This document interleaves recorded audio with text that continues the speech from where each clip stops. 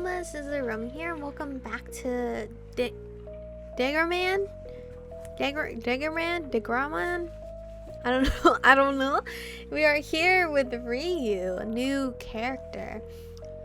I'm hoping he might be a main character because he's quite handsome. Because I really don't want to have a affair. Like, how would that even work out? I think that's quite interesting. That's probably why there's so many endings in this game. I can't help but stare at this friendly man. Compared to everyone else, he's so bright and unique, with the perfect combination of Asian and European features, and absolutely flawless skin. Ryu beams cheerfully, a whole spectrum of pleasant emotions radiating from his lively face. But usually the most happiest people are the most darkest ones as well. You're just in time. Food will be here soon. Those scoundrels weren't looking after you at all, were they? Oh, yes. This news pleases me. I've been quite peckish for some time now. What if it's not even food? What if it's, like, weird stuff? Naturally and assuredly, Ryu holds my hand firmly as he leads me through the room, which is absolutely immense. I want to pull my hand free, but he's so friendly. It almost feels like we've known each other for many, many years. I take a look around as we go. Oh, hey, it's another character. Another man reclines on the floor, in what looks to be an extremely uncomfortable position. He's drawing something in a sketchbook, and there are pencils laying right next to him. Wow, he's practically a living pincushion. What the fuck? This is Victor. Okay, hi Victor. At least they're introducing their names to me. Please be respectful and only call him by that name, not Vic or Vicky or anything like that. With a penetrating gaze, I freeze the moment I catch the quick snake-like motion. Okay, he intimidates me. Hello, Victor. Snake-like motion of his tongue licking his lips. Oh god. The piercing and it shining moistly in the darkness. It's very nice to meet you. I'm happy to see we finally have a beauty around here. No, you intimidate me. I do not want to be anywhere near Victor. Judging by the tone of his voice, I don't think he's trying to flatter me. No, he definitely sounds sincere, embarrassed, and minimal response. That's the first time I've been complimented despite looking like a crazy cat lady. You can plop down anywhere, by the way. Ryu immediately takes his own advice and sits. Humbly, I follow his lead before taking another look around. Is this a love nest? Horrified, I study my surroundings more closely. The room is filled entirely with men, and all handsome ones at that. What the fuck? And there's the source of the fragrant smoke. The good-looking man notices me staring at him, blows a lazy kiss away. Why are you guys all flirtatious? I usually don't lean towards the flirtatious types, so they're kind of like pushing me back a little. The genie is Ragnar. Leave his hookah alone and you're sure to be good friends. Oh good, I don't do drugs. Or whatever that is. I'm pretty sure that's slightly considered drugs. I don't do that. To you, I am a pirate, and my greatest treasure is my heart, which is full of love. What the fuck? Now just wait a minute, how can you make such intricate shapes out of smoke? That lifeless lump over there is Sebastian. Not only is he a dancer, but a crab too. Ooh, hi Sebastian. What a head of hair. It's like something you see in a shampoo commercial. Oddly enough, sleeping face down in a pillow doesn't spoil his appearance at all. Sebasti? What? His muffled voice is gentle and quiet, yet strangely beautiful. He's handsome too. Realizing that I'm unable to hear him, he stands up and ambles toward me like an elf treading snow, then lays down by my side. I'm Basti? You want me to call you a nickname? You're not Sebastian? Clear and over Ryu's insufficient introduction, Basti pinches him after bluntly giving me his name. Unfazed, Ryu continues on. And that's Mark, but you'd be wise to leave him alone. He's pretty cranky, and not to mention the Nostradamus complex he has. Mark is totally off the mark now. Oh, he's handsome too! But he's off the market? 1 in 12. What? Mark's words hit me like a block of ice despite the room's pleasant atmosphere. Don't worry about remembering these idiots' names. They'll be kicking the bucket sooner or later. They're all gonna die. A familiar voice. Ah, and here's the handsome Vince Winks. What? A man-child? Man-child, stop calling me that stupid name. It's Vincent. Viscas. Here, kitty kitties, the plum-eyed and protein monsters have arrived.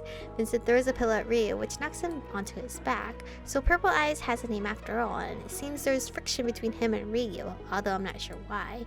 Cassell? Is that your name? Or Castle? It's not Castle, right? It's Cassell? I don't know. No point in hiding my name since you already know everyone else's. Oh, so that's why they're hiding their names. They didn't want me to know it until now. Dude, were your veins always popping out like that? Jesus. The big guy approaches us and shrugs. He's holding several bags of takeout food. Ooh! Is it Chinese takeout food? Yo, I'm craving for Chinese takeout food. Despite the paradigm, I don't know how to pronounce that word, shift, the hierarchy of my needs remains unchanged. Sure, knowledge and adventure is grand, but I prefer to be accompanied by a non-rumbling tummy, and I need sustenance. Vincent and Cassell sit down next to us while an energetic Ryu helps them unpack our food. It's a tradition of ours to greet new arrivals with food and party. Ryu continues to chat happily as he rifles through the delicious smelling bags. Ooh, is it Chinese takeout food? Because he's holding chopsticks. A little star, would you like a dumpling? I hope you're okay with taking food from a stranger. Ryu pulls out a box of large Asian dumplings, scarfs down half of them in a blink of an eye. Delicious! And he then pauses for a moment and with great difficulty hands me a single piece.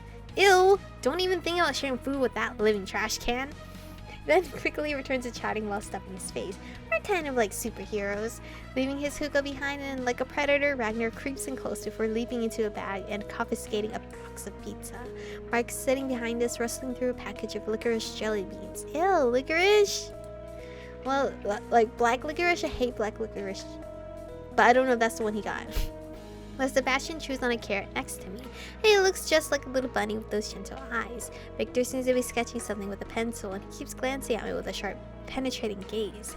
Vince glares at the booty of food boxes sitting next to Cass, then at Ryu, who continues to hail his food with the speed impossible of a human being. We're so awesome!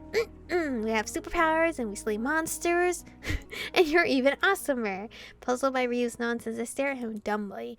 Then, without warning and without supernatural dexterity, Ryu pops a piece of food into my mouth. Eat! You need lots of energy. Do you watch superhero movies? I hurriedly swallow a morsel so I can respond, but when I open my mouth again, Ryu shoves a piece of sushi into it. We're so much cooler than the guys in the movies. Check this out. He quickly stands up and the other guys scurry away from him, just as quickly scattering food in the process. What the hell are you doing? I mean, you look cool, but he takes a graceful step forward, and suddenly the air around him begins to sparkle with shiny and extremely sharp-looking blades. Where did they come from? Then, with a graceful flick of his hand, all the balloons decorating the room explode. You idiot! Will you cut that out? You nailed the vegetable to the floor. Cass hurries to help Sebastian up, who sure has been pinned to the floor by Ryu's blades. Like the circus tradition, the blades perfectly outline Basti's silhouette. What the fuck? What is that? Is that a friend? Victor continues to lunge quietly off to the side as a strange creature that resembles a hedgehog darts around him. Some of Ryu's blades are stuck on its spikes. Just as I begin to muse over Mark surviving that rain of blades, Ragnar distracts me from my thoughts. Are you gonna show me your trick too? Ryu is wreaking havoc and destruction again, eh?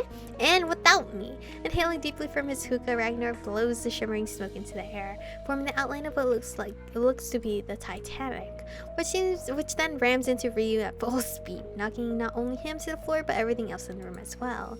Quiet! Mark's voice calls out to us from behind a fallen chair. Judging by the light radiating from him, something strange is going on over there. We need to calm them down. Cass looks at me and sighs and pulls the final blade from Sebastian's shirt. Finally, free from his shackles, Basti disappears behind the chair right before Mark screams. No! Anything but that!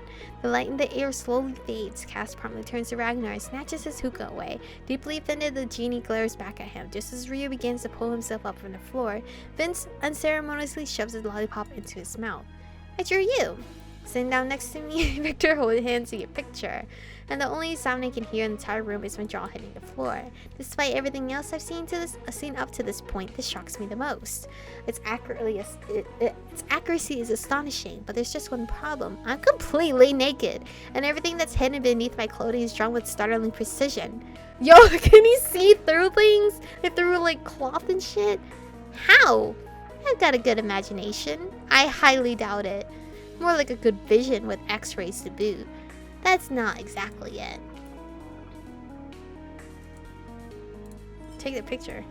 Embarrassment aside, the drawing is really good, and it's me. I think I'll keep it. I took the paper away in my jacket pocket. Stunned by the current situation, I find myself sitting quietly on a mattress on the floor. It seems the guys are starting to gather around me again.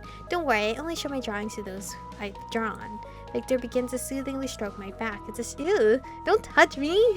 It's a strange feeling being touched by a man who can apparently see me naked. I feel so violated beyond like, what the fuck? You know, if there's anything you don't understand about what Ian told you, we can try to help. Victor stirs some very conflicting feelings within me. There's definitely something creepy about him. And I'm not exactly a fan of his piercings, but I trust him and I can't explain why.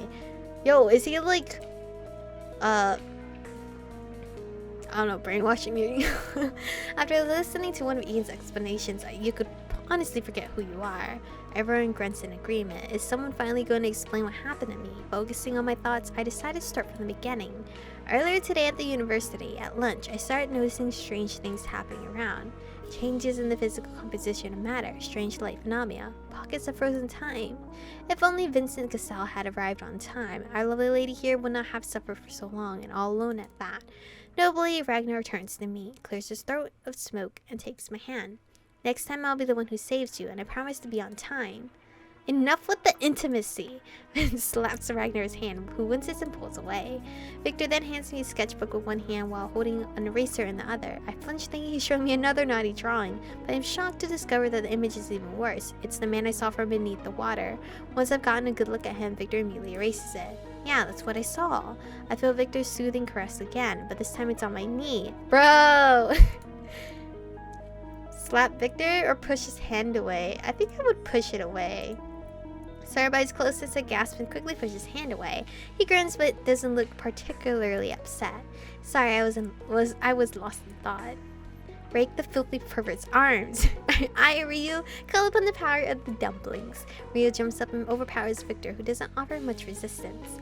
I deserve a kiss. From who? They're so obnoxious. Are they all trying to put the moves on me? It's so weird, although realistically speaking, they're incredibly attractive. Every one of them, at least in my opinion, they are. As for me, I could be mistaken me for a dustbin right now. You're the pot calling the kettle black, always getting handsy with women too. Noticing my confusion, Cass gives a whack to those in the right, and to those in the wrong, and the whole room falls silent again. I think I would sigh. This is like way too much for me. Their excessive energy is tiring me out. It's been a hard day, and yet this is fun. Attempting to continue. So the thing I saw after the physical changes, what was that? I looked pitilessly into each of their faces. We call the creatures altids. Their presence creates unique pockets of space and time, like the one you already experienced, and if they linger too long, things start to vanish. Ordinary humans can't see these disappearances, even if, say, a city were to disappear, or even a whole country, it would go unnoticed. The thing is, when something disappears, all knowledge of that thing or person disappears with them. Interesting. But even if such a creature exists, how does one rationalize the complications that result from a person's disappearance? Suppose these altids destroy a person.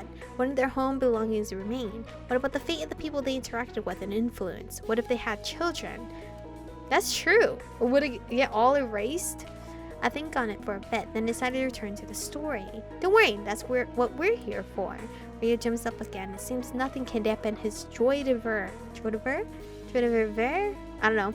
He animatedly places his hand on his hips. We can do hocus pocus. Cute little magician. Ragnar exhales a cloud of smoke which takes the form of a wizard. Yes, fortunately there are special people in this world.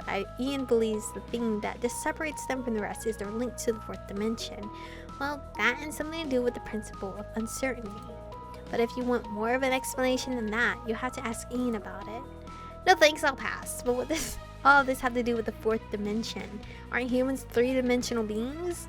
The special ability allows you to perceive altids and the spatial distortions that precede their attacks. Ian calls people with this ability quantum sensitives, although quantsies is a universal term, which was coined a very long time ago. I have no understanding of any of this, but this is where we're gonna save for today. I believe we've met everyone. I again don't know who are the two love interests. I can only assume it's Cass and Vincent just because they were the first two that we saw, and then everyone else's are just side characters, but again I could be wrong. But anyway, thank you guys for watching today's episode. Stay beautiful, and I'll see you guys in the next one.